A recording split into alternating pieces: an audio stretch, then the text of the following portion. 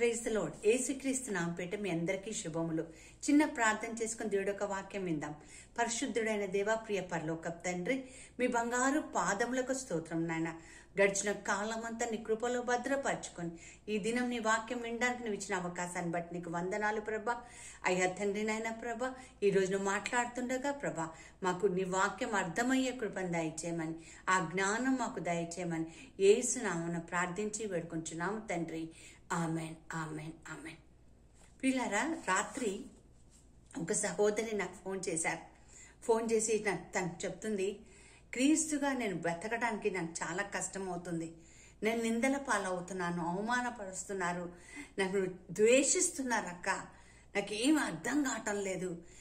యేసులో ఉంటే ఇన్ని కష్టాలా, ఇన్ని మాటలు పడాల్సిన వస్తుంది అని తను చాలా బాధపడుతున్నారు, చాలా ఏడుస్తున్నారు. ఎంత నమ్మకంగా దేవుళ్ళో ఉన్నామన్నా ఏదో ఒక కారణం చేత నన్ను బాధ పెడుతున్నారు, నేను తట్టుకోలేకపోతున్నాను అని ఆమె అంటం జరిగింది. ఆ సమయంలో పరిశుద్ధాత్మ దేవుడు ఒక వాక్యాన్ని నాకు జ్ఞాపకం చేశారు. ఆ వాక్యము యోహాను సువార్త 15వ అధ్యాయము 18-19 వచనాలు. బహుశా వాక్యం వింటున్న మీ అందరూ, వాక్యం బోధిస్తున్న మేమందరం కూడా ఈ శ్రమ గుండా వెళ్తున్నామేమో. అందుకనే పరిశుద్ధాత్మ దేవుడు ఈరోజు ఈ వాక్యాన్ని ఇస్తున్నాడు. యోహాను సువార్త 15వ అధ్యాయం 18-19 వచనాల్లో ఈ విధంగా ఉందండి. లోకము మేము ద్వేషించిన ఎడల మీకంటే ముందుగా నన్ను ద్వేషించడని మీరు ఎరుగుదురు. సో లోకం నేను ద్వేషిస్తుంది అంటే అదేదో చాలా జరగరాని విషయం ఏం కాదు ప్రియులారా. అది యేసయ్యను కూడా ద్వేషించింది.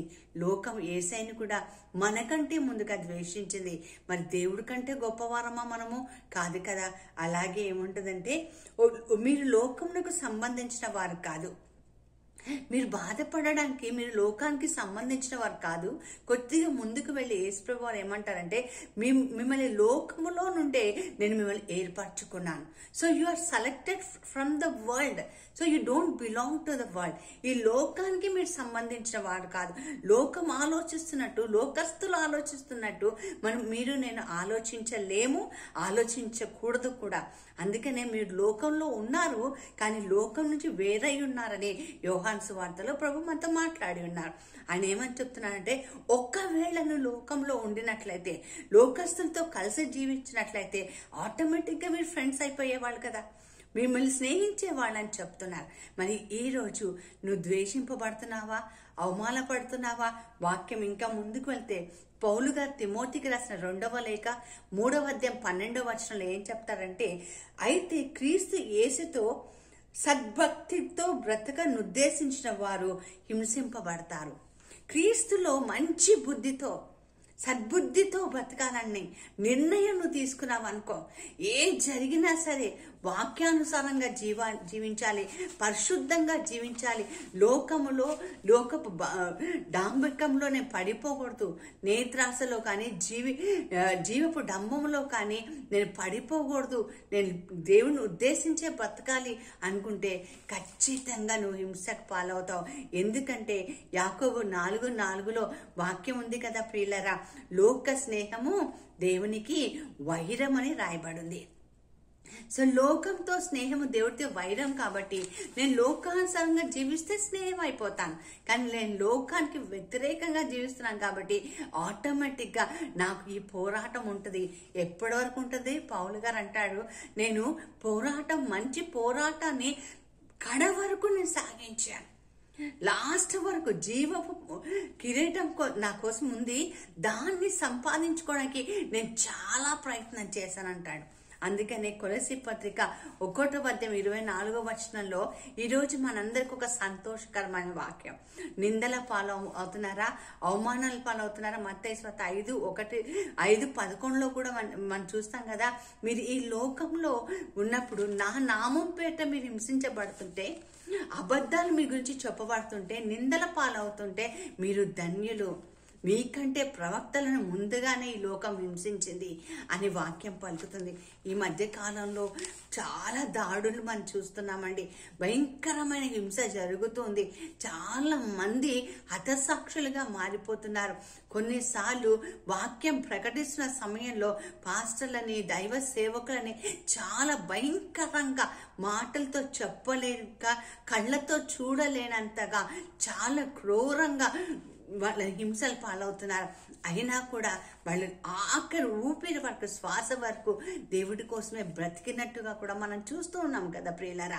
అయితే ఈ రోజు ఒక సాక్ష్యం ఏమంటే, పౌలు గారు ఏం చెప్తున్నాడు, కొలస్సీ పత్రిక 1:24 ఆయన ఏం చెప్తున్నాడంటే, ఇప్పుడు మీ కొరకు నేను అనుభవించుచున్న శ్రమల యందు సంతోషించుచున్నాను. అర్థమవుతుందా అండి? మీ కొరకు నేను అనుభవిస్తున్న ఈ శ్రమ కోసం నేను సంతోషించుచున్నాను. అంతేకాకుండా ఆయన ముందుకెళ్తే అంటాడంటే, సంగమాను ఆయన శరీరము కొరకు క్రీస్తు పడిన పాటలలో కొదువైన వాటి యందు నా వంతు, నా శరీరమును సంపూర్ణంగా చేయుచున్నాను. ఇంకేదైనా కొద్ది బ్యాలెన్స్ వదిలేసి ఏసయ్య వెళ్ళిపోయాడేమో. ఆయనకు 3.5 సంవత్సరాలు అయిపోయినాయి. ఆయన పడిన శ్రమల్లో ఏదైనా కొదువై ఉన్నదేమో. ఆ కొదువైన వాటికి ఇంగ్లీష్లో I'm the partaker in the suffering of Christ అంటాడు. అర్థమవుతుందా అండి? లోకం నన్ను ద్వేషిస్తుంది ప్రభా, నన్ను ఏడిపిస్తుంది, నన్ను గురించి చెడుగా ప్రచారాలు చేస్తున్నారు. ప్రియులరా, భయపడకు. You are taking part in the suffering of Christ. Amen. క్రీస్తు శ్రమలలో నువ్వు పాలు పంచుకుంటున్నావు. కాబట్టి లోకము, స్నేహము దేవునికి వైరం. కాబట్టి ఈరోజు మంచి చెడు నీ ముందుంది, నిప్పు నీరు నీ ముందుంది, విశ్వాస అవిశ్వాసి 2 నీ ముందుంది. దేవుడి బిడ్డగా, దేవుడి బిడ్డ కాకుండా ఉంది. నువ్వు చేయి చాచి ఏది కావాలంటే అది తీసుకోవచ్చు. ఆ స్వతంత్రం దేవుడు నీకు ఇచ్చాడు. లోకం నిన్ను ద్వేషిస్తున్నట్లయితే నువ్వు సంతోషించు. ఎందుకంటే నువ్వు దేవుడి యొక్క శ్రమలలో పాలు పంచుకుంటున్నావు. You're the partaker in the kingdom of God. అందుకనే ఇది జరిగిన తర్వాత ఏం జరుగుతుంది? స్టీఫెన్ అంటే నాకు చాలా ఇష్టం అండి. ఆయన మరి అపోస్తల కార్యాల్లో ఉంటాడు. యేసుక్రీస్తు గురించి దర్శనాలు చూస్తుంటే మనుషులు పళ్ళు కొరుక్కొని ఆయన తరిమి రాళ్లతో కొట్టాడండి. అంత భయంకరమైన హింస కేవలం క్రీస్తు బిడ్డగా ఉన్నందుకే. ఆ సమయంలో ఆయన మోకరించి ప్రార్థించాడేంటి, ఈ పాపం వాళ్ళ మీద మోపవద్దు. బైబిల్ ఏం చెప్తుందో తెలుసా? నాకు చాలా నచ్చిన విషయం ఏంటంటే, ఆయన ప్రార్థించింది, ఆయన హింసించబడింది అని కాదండి. ఆయన ఈ లోకాన్ని వదిలి కళ్ళు మూసుకొని తెరిచే లోపలంట పైన యేసుప్రభు వారు దేవదూతలు మరి ఆయన ఆత్మను పట్టుకోవడానికి లేచి నిలబడ్డారటండి. ఎంత సంతోషకరమైన విషయం కదా. మరి ఈరోజు ఈ లోకయాత్ర ముగించుకొని నిత్య జీవంలోకి వెళ్ళేటప్పుడు దేవుడు నిన్ను ఆహ్వానించాలంటే, ఈ లోకంలోని శ్రమలు పడినప్పుడు సహనంతో, ఓపికతో తిరిగి మారు మాట్లాడకుండా మౌనంగా ఉండి క్రీస్తు మహిమార్థమై జీవించు. దేవుడు ఖచ్చితంగా నా జీవితంలో కిరీటాన్ని ఇస్తాడు. జీవ కిరీటం పొందుకోవాలంటే ముళ్ళ కిరీటం తప్పదండి, కొరడా దెబ్బలు తప్పవు. ద్వేషిస్తారు. నువ్వు దేవుడి బిడ్డవే కాదు అంటారు. యేసు ప్రభు వారికే తప్పలేదండి. అందుకే అన్నారు, ఈ లోకం ద్వేషిస్తున్నట్లయితే సంతోషించండి, మీకంటే ముందుగా నన్ను కూడా ద్వేషించారు.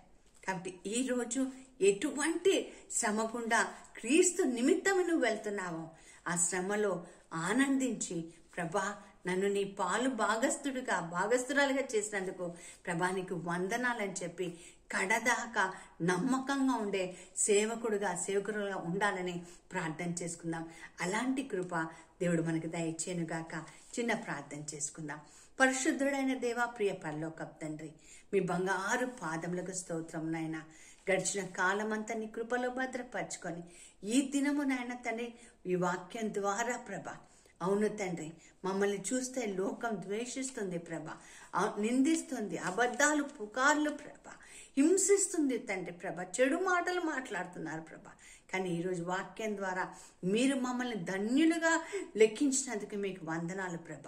ఇదే విధంగా మీ రాకడ పర్యంతం మేము సిద్ధపడి, లేదా మా పోకడ త్వరగా ఉంటే తండ్రి ప్రభ, నిన్ను చేరేంత వరకు నమ్మకంగా ఉండే కృపను దయచేయమని యేసు నామమున ప్రార్థించి వేడుకొంచున్నాం తండ్రి. Amen, amen, amen. God bless you.